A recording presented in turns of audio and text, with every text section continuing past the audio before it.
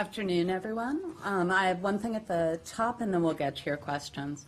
A scheduling note, the annual International Religious Freedom Report, which is due tomorrow, describes the status of religious freedom in every country. The report covers government policies violating religious belief and practices of groups, religious denominations and individuals, and U.S. policies to promote religious freedom around the world. The U.S. Department of State submits the report in accordance with the International Religious Freedom Act of 1998. Tomorrow, Deputy Secretary Blinken will release the 2015 annual report at 10 a.m. here in the briefing room. He will be joined by Ambassador at Large for International Religious Freedom, Saperstein, who will also give remarks and take questions. We look forward to seeing you tomorrow. Matt?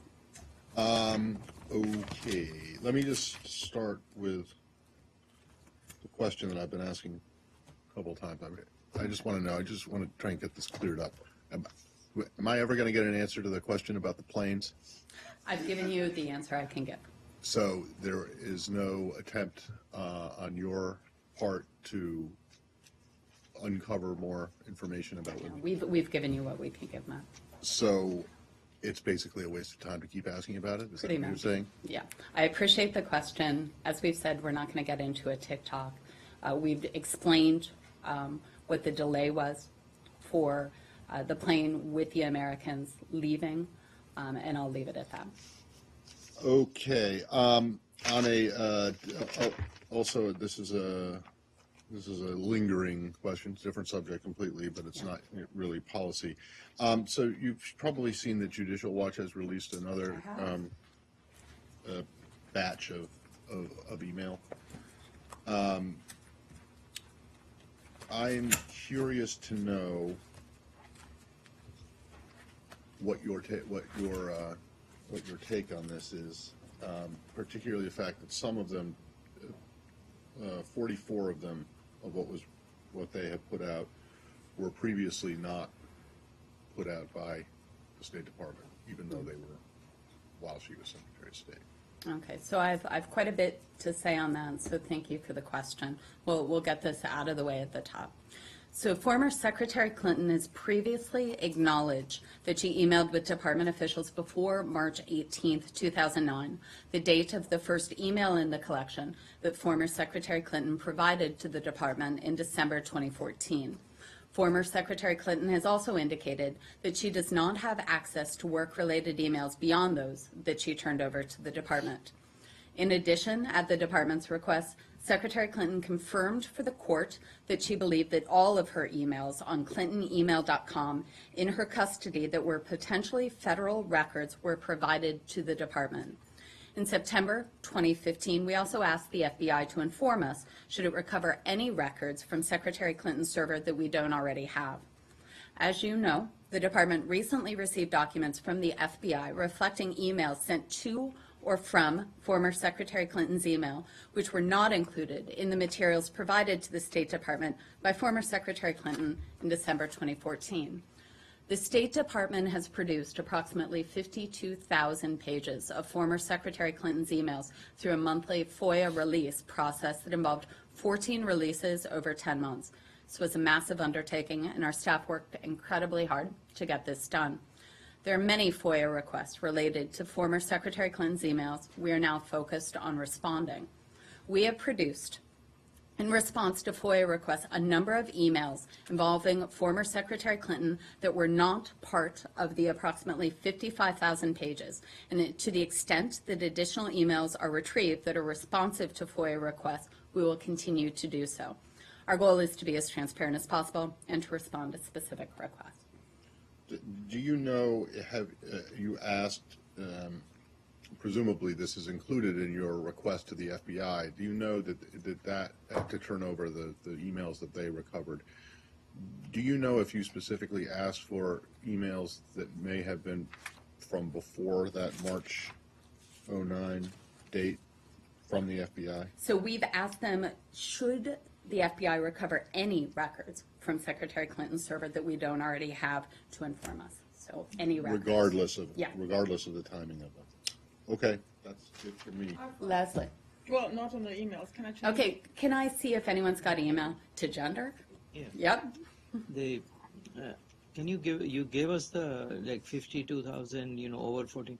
What about this? How many emails? What is the status from the FBI? Like, have you received everything that they are supposed to give? From the FBI? Yes. So we can confirm on August 5th, the FBI provided the State Department with the second and final transmission of documents.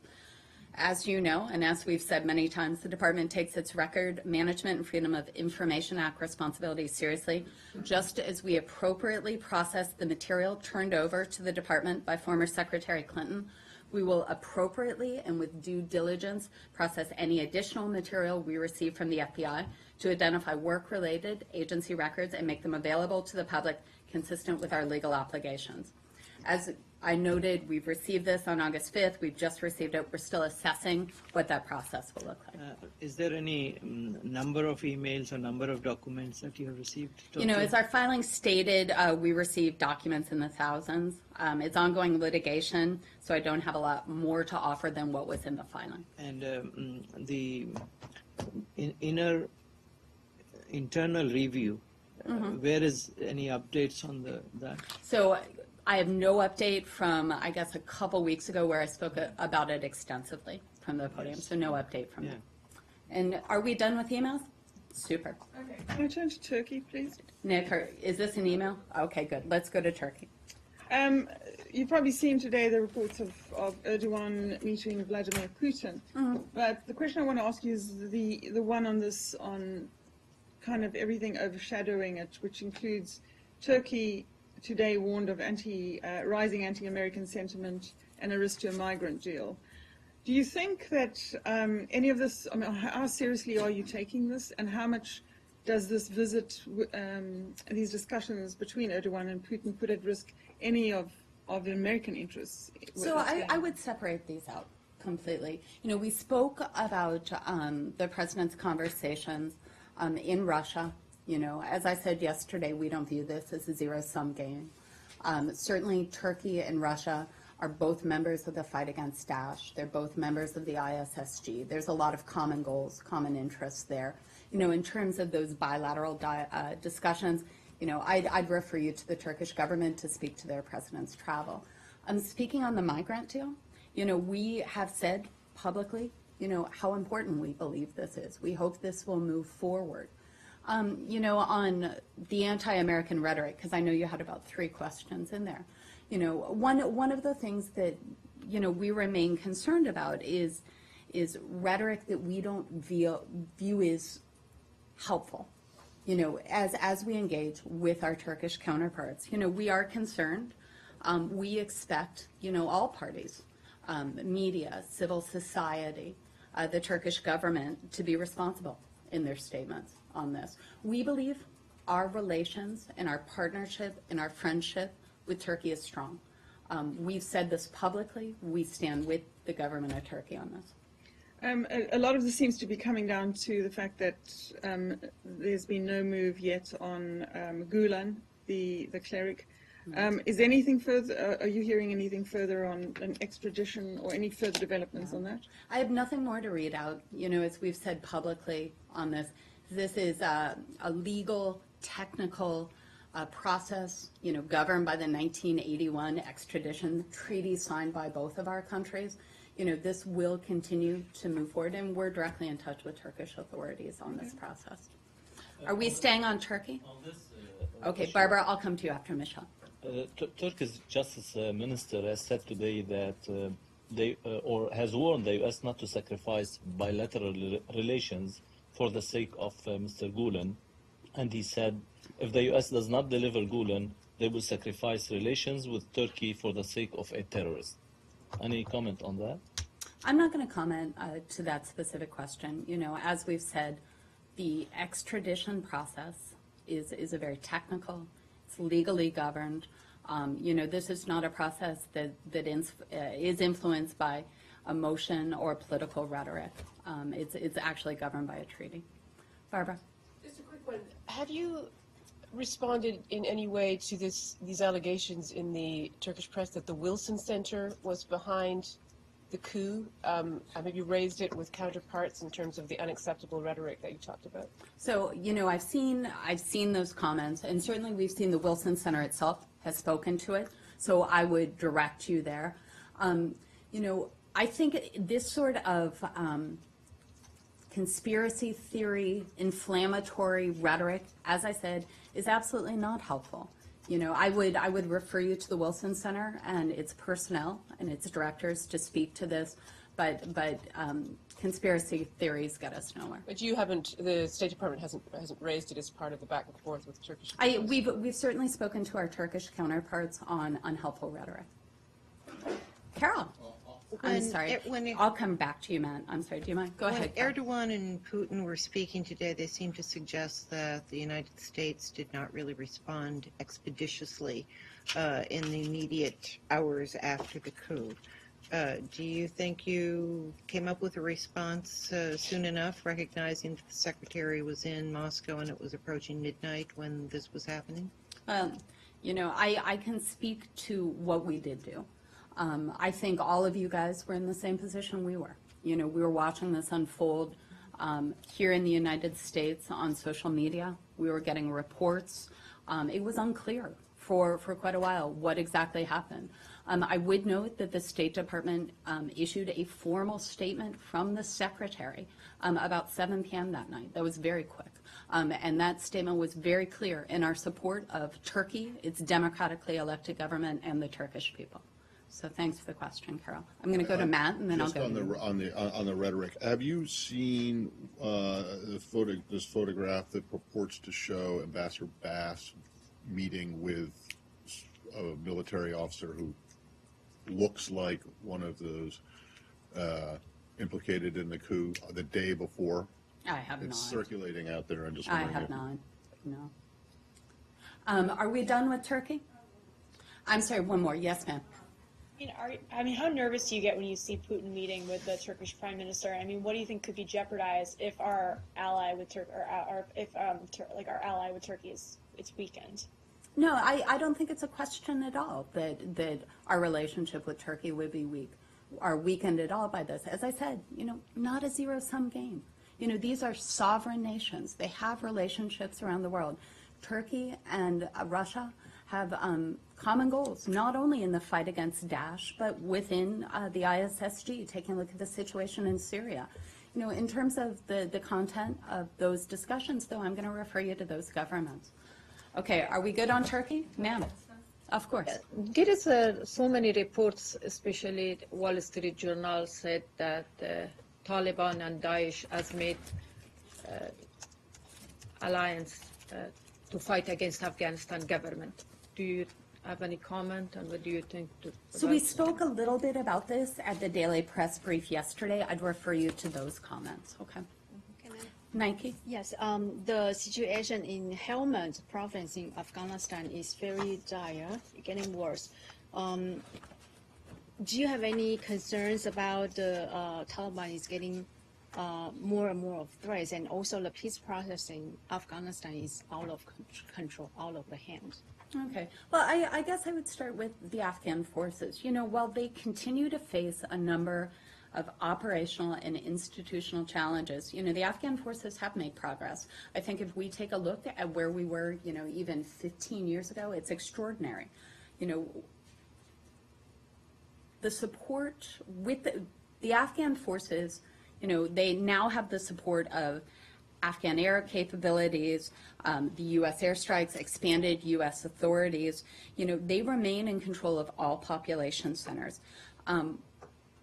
I would say that our commitment to the Afghan forces remains clear. I think you saw the President, as well as our other NATO allies and partners, discuss this in Warsaw just a few weeks ago, or maybe a few months ago. Time is slipping by. In terms of your question on peace talks, as you know, we addressed a little bit about this yesterday. We call on the Taliban to participate in peace talks with the government of Afghanistan. As we discussed yesterday, the Taliban have a choice on this. Any information on the situation in Helmand province is what I would say is that as the Afghan forces continue to stabilize and secure their country for the future of the Afghan people,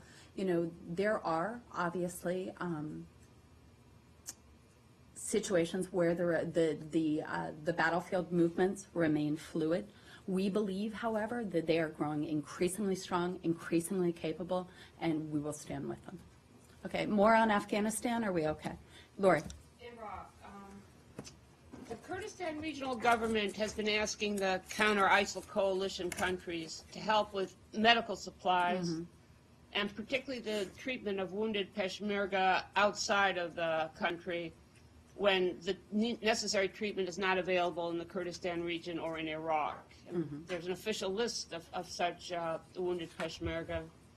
So does the State Department have any programs or any intention to establish such programs that would assist these wounded warriors? So we provide tremendous assistance to the Peshmerga to include much needed medical supplies and equipment. However, I would note we do not have a program to transport wounded Peshmerga out of Kurdistan. Taking a look, though, at the assistance, on July 11th, with the full approval of the government of Iraq, Secretary Carter finalized a memorandum of understanding with the KRG that would facilitate the utilization of $415 million. These funds, to address your question, will provide short-term assistance in medical equipment as well as food, ammunition, stipends, and other assistance. I would also note last summer, in coordination with coalition partners and the government of Iraq, the KRG received equipment and supplies to aid wounded Peshmerga, including 150 vehicles, including ambulances. $415 million on July 11th. With the Mosul offensive coming up, would you consider expanding this program to address that specific need of getting treatment? I've got no new programs to announce on that. As we've said multiple times from this podium, we are very aware of the importance of the Peshmerga in this fight, and we're also very aware of the assistance that the situation requires. Sorry, yes, sir. I'm sorry, we'll get there, Saeed. Who wrote that phrase? Facilitate the utilization of 400, doesn't that just mean Is that spend? what I just said? Yeah, does that mean spend? Let's say spend. Let's say spend. Is that from the Pentagon? Did they write Yeah, doesn't that? that sound like a Pentagon line? Facilitate Saeed. the utilization. That's world class.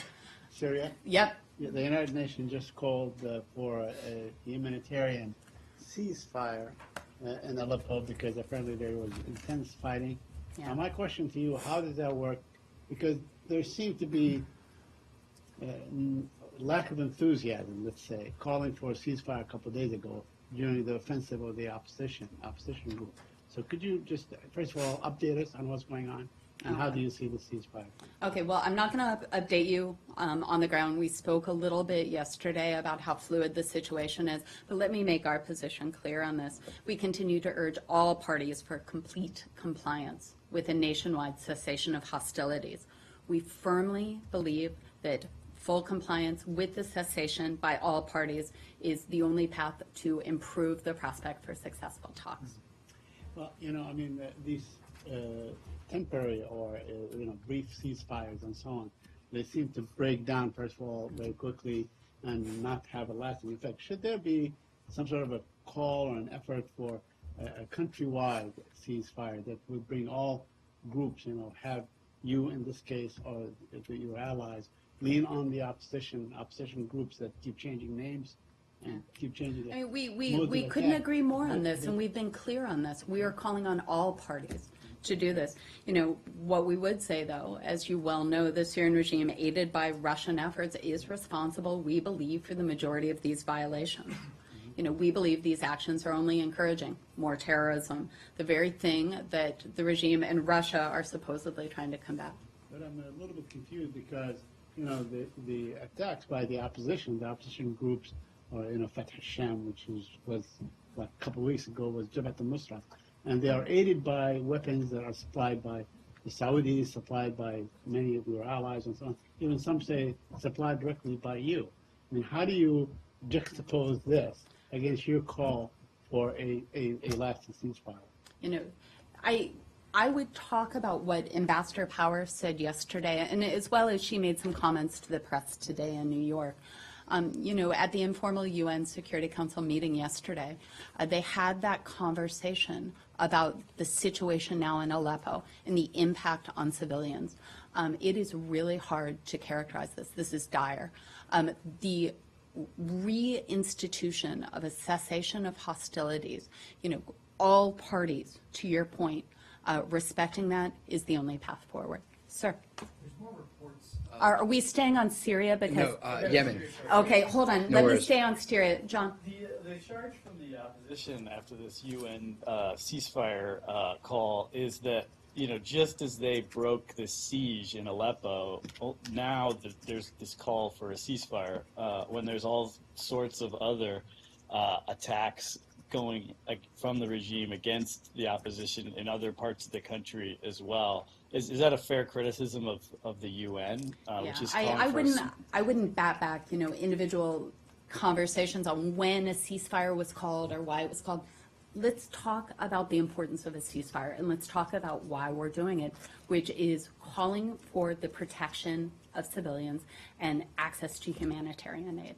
I think we've seen reports, the lack of access to potable water, the lack of access to medical supplies, the lack of access to food. This is a dire situation. Let's stay on Syria. Michelle. To what extent are you still believing in the cessation of hostilities agreement? It looks like all the Syrians, the Russians, the Iranians, nobody is believing in it. And we saw what happened in Aleppo in the last couple of days. Why you are still calling all the parties to comply with this agreement and no one believes in it? The basic truth is there's no military solution to the conflict in Syria. We've said that repeatedly.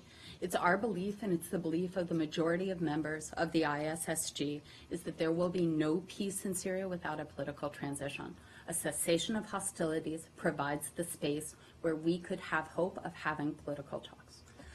And after the session in the Security Council yesterday, do you still believe that de Mistura will be able to resume talks at the end of this month? We strongly support the efforts of Mr. de Mistura, and we hope, that we will come to a point as he continues to work through that will happen. Matt, and then I'm going to go to Nick. Just very briefly on Aleppo, and this group that is allegedly was involved in breaking the siege, the rebel group, the ones that were accused of beheading this, beheading this child. One, do you know if the reports are true that they are or were involved in the fighting around Aleppo recently? So we've seen reports that the alleged perpetrators in last month's video have been seen fighting in Aleppo. I'm not in a position to confirm. Okay. Should it become confirmed that they are, is that an issue for you guys? Yeah, well, obviously, when reports of the beheading came out, we strongly condemned the barbaric actions seen on that video, no matter what group was responsible. We note that group had also said that they would hold those individuals to account. We're not in a position to confirm if that's happened, but we do expect all parties to comply with obligations under the law of armed conflict. So you're unaware that there has ever been a resolution to this specific I am not in a position to confirm that, no. Case. And then just the other thing, which I think you probably won't answer, but is this group still being supported by, or was it ever supported by the United States? So for security reasons, we do not comment on which groups are funded by the United States. However, we don't support groups that commit this sort of barbarity, period. Okay. So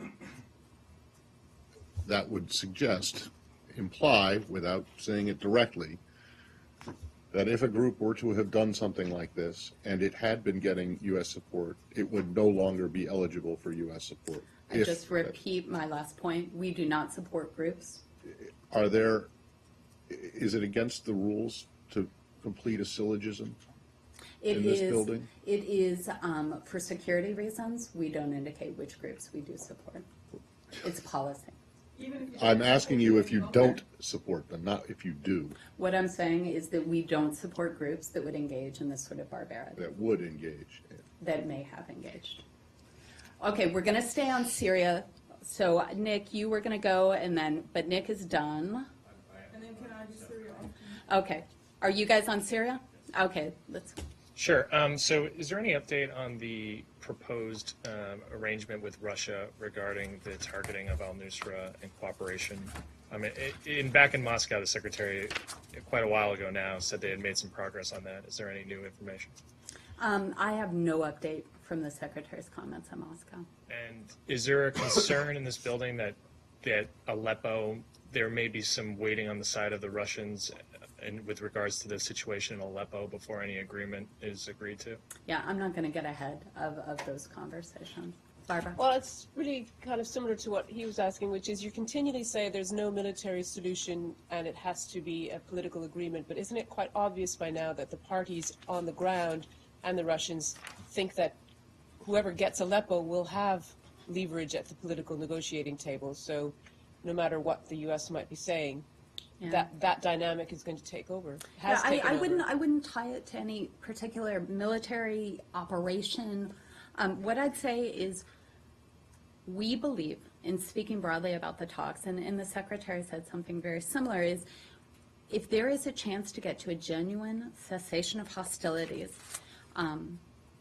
that provides the sort of full humanitarian access that we're talking about, that protects civilians and provides the space, facilitates a framework for a political transition, we have to try.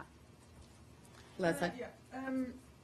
I know the secretary's on vacation, but has he made any calls with regard to this through I to don't Syria? have any calls from today to read out. No? I don't. Yes, If I have any update, I'll have it for you tomorrow. So, can I just ask Of then course. straight? Does he still believe that a deal is possible given what's happened in Aleppo? So I would actually point you back to what President Obama said, which Russia's actions over the last several weeks do raise serious concerns about their commitments to pulling the situation back. It is time that Russia proves it's serious about advancing its shared objectives in Syria. But again, we believe that this full cessation of hostilities, that humanitarian access, the space for a political transition is really our only choice now. Nick, and then we'll go back. A quick one on the Philippines. Oh, wait, are we done on Syria? I'm sorry, we're not. We'll get to the Philippines. Go ahead, Abigail. Do you have any information on reports that 2 Americans were killed while volunteer fighting for the YPG in Syria? Yeah, due to privacy considerations, I have no information for you. I'm sorry, you know what? Hold on one second. Yeah, The Privacy Act does not apply to deceased. that's true, but. So does that mean that you do not believe that these people are dead, that they are still covered by the Privacy Act? What I would say is that I have no information on that I can share at this point. Before we go there, are we good with Syria? Okay, I'm going to go to the Philippines, then I'll come back to you. Go ahead, Nick. Yes, thank you.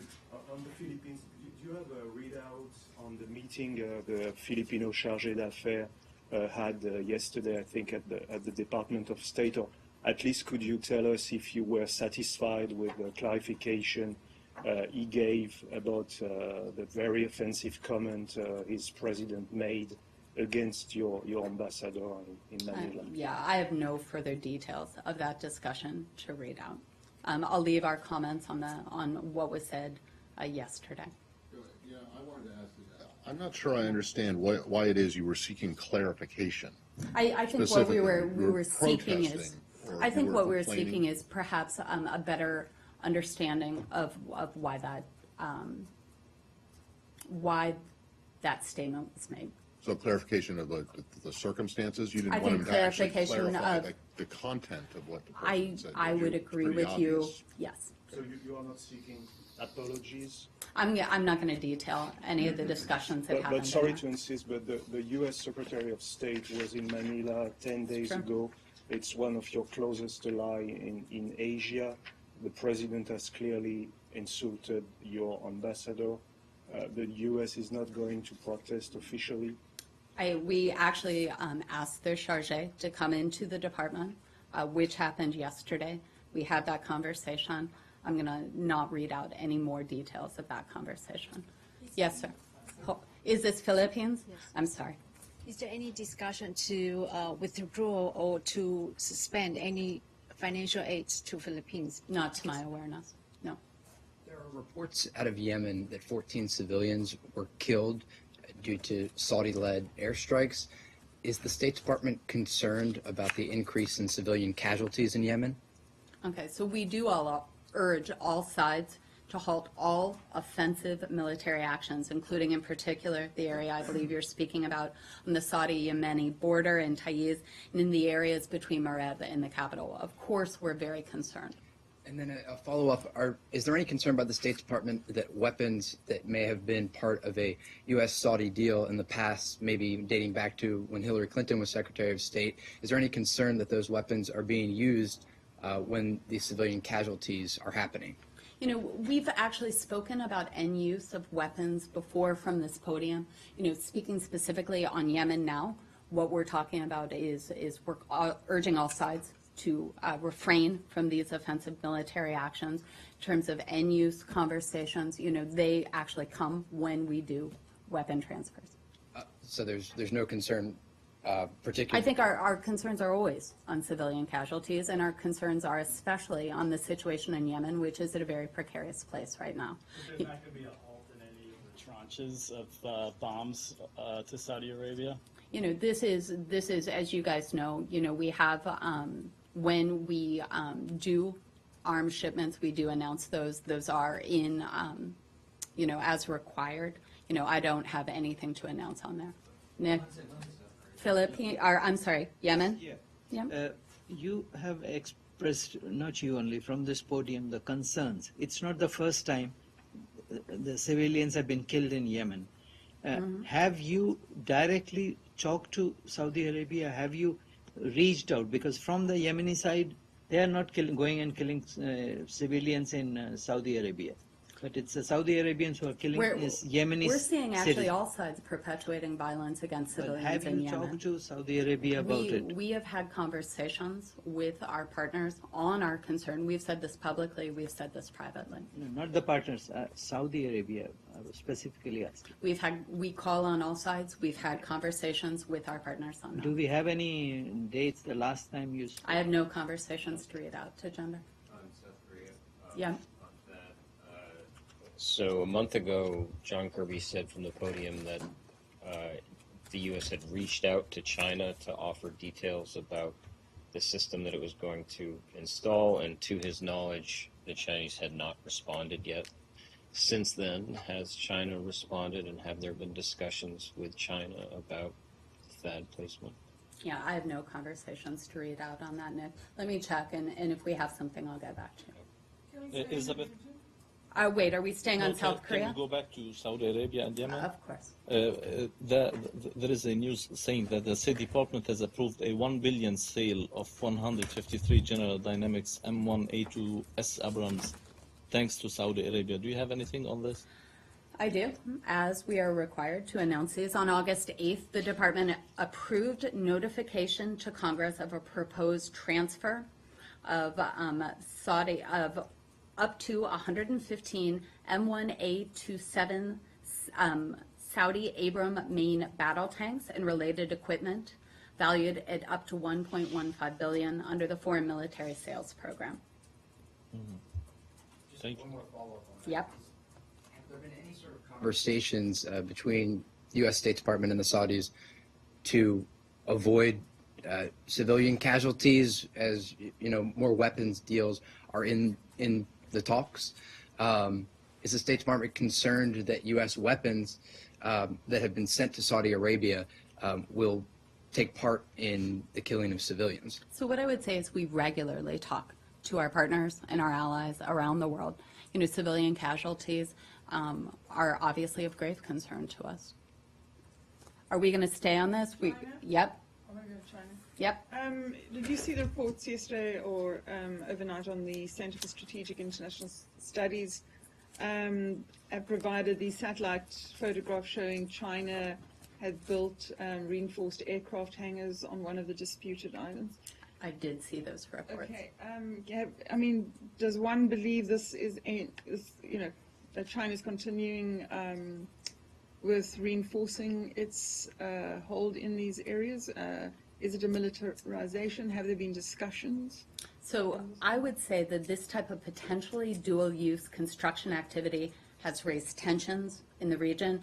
It also calls into question China's willingness to abide by President Xi's statement last September that China does not intend to militarize its outposts in the Spratly.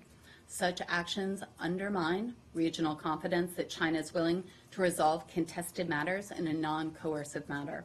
We reiterate, as we have in the past, our call for all claimants to halt land reclamation in disputed areas and further development of new facilities and new militarization of their outposts, and instead to utilize the opportunity presented by the July 12th Arbitral Tribunal's decision to reach an understanding on appropriate behavior and activities in disputed areas. So you do think that this is China continuing the same behavior? It certainly calls into question China's willingness to abide by President Xi's statement. And can you independently, I mean, I'm not questioning that Yeah. CSIS, but are these the same images, and are they true to what is happening? I mean, Yeah, I would just let I'm our saying it's not- statement, yeah, I can't. you can't verify. Exactly. Are we staying on China? Yes. Yes, sir.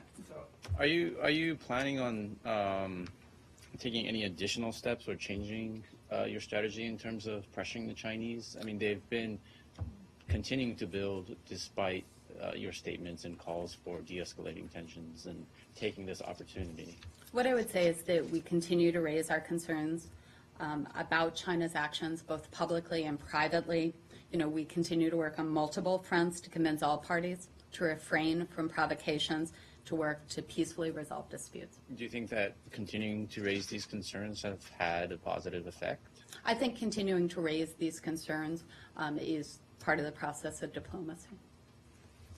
I also have a sort of technical question. Beyond reclamations, it's been reported that there's been an increasing number of Chinese Coast Guard ships that have been spotted near the Senkaku Islands. Would you extend the same sort of statement of concern? How do you assess these actions? So we're closely monitoring the situation. We're in close communication with the Japanese government regarding their concerns.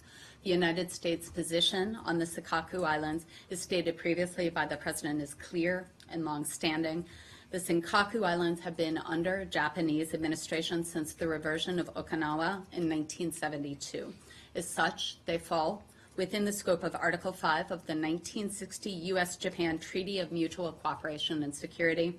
We do not take a position on the question of ultimate sovereignty on the islands. Anything more, Japan? Okay, we're going to go here, and then I'll come back to you, Saeed. Back on China, I mean, I know you've raised concerns, but are there any consequences to them rejecting the Hague decision at all, or? You know, as we said, we believe the arbitral tribunal presents a window of opportunity that claimants can take to explore diplomacy and to resolve these issues in accordance with international law. Go ahead. Does the department have anything on this letter that former Iranian President Ahmadinejad sent to President Barack Obama regarding settlement claims? So we've seen the letter sent from the former president to President Obama. In terms of the details on the court case, I'm going to refer you to the Department of Justice. Okay. Saeed. Palestinian-Israeli Of issue course. very quickly. Yesterday we talked about the world vision. We did. And then today, the Israelis announced the arrest of a UNDP employee, engineer, under really the most dubious of charges. They say that he worked on repairing homes that maybe some Hamas officials lived there and so on. So are we seeing a trend that the Israelis are trying to really, choke any kind of UN effort or humanitarian effort for the Palestinians, especially in Gaza? Are you concerned? So there's two answers to that. One, I can speak from the U.S. view and what we think about on U.S. assistance to the West Bank and Gaza moving forward. We believe U.S. assistance to the Palestinians serves our vital national security interests and is undertaken in close coordination with our local and international partners, which does include the government of Israel. These include efforts in the West Bank and Gaza to alleviate humanitarian suffering and work towards economic prosperity and security. The allegations against Palestinian humanitarian workers, if proven true, are a clear signal that both donors and nonprofits need to continue to be as vigilant as possible to help assure assistance reaches those it is intended to help. We continue to work with our partners, including the Palestinian Authority as well as the government of Israel, to strengthen safeguards to ensure vital assistance reaches the intended recipients. On the UNDP charge, as well as on the World Vision charge, there are ongoing investigations on this, as you know, as you alluded to. You know, as the investigations move forward, we're working closely, we're monitoring closely. We understand that actually, and particularly, World Vision is doing its own independent investigation. The UNDP charges just came out. You know, they'll also continue to take a look at it as well. Because the track record is that Israel has never really been a fan of these UN programs, whether it's UNRWA or UNDP or others and so on. And certainly the Palestinian Authority does not have the authority to pursue such investigations, or in fact the desire, especially where things as far as Gaza is concerned.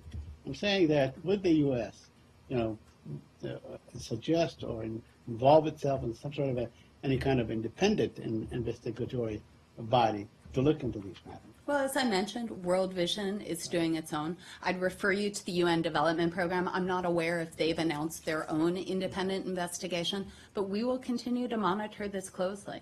You know, as I said, aid to these areas is a U.S. national security priority. And one last question Sure. on the power.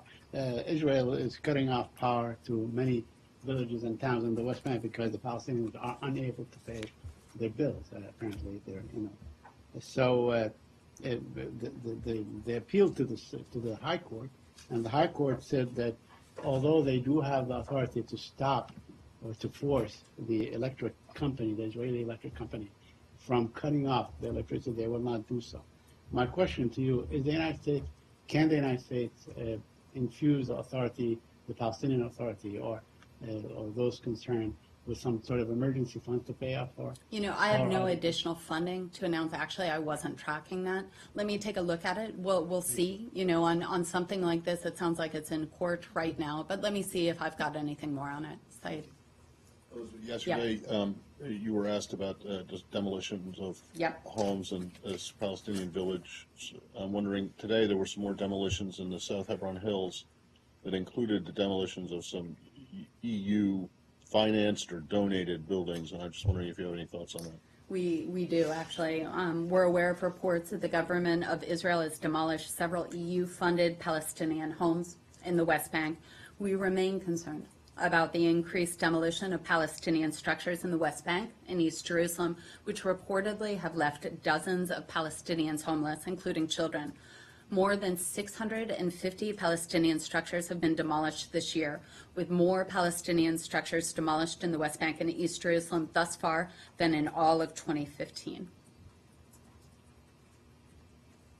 Have you spoken to them about this? You know, we remain in close contact. But about this specific thing. Well, what I'd say is the recent Quartet report itself actually highlighted. We believe that this is part of an ongoing process of land seizures, settlement expansions, legalization of outposts, denial of Palestinian development.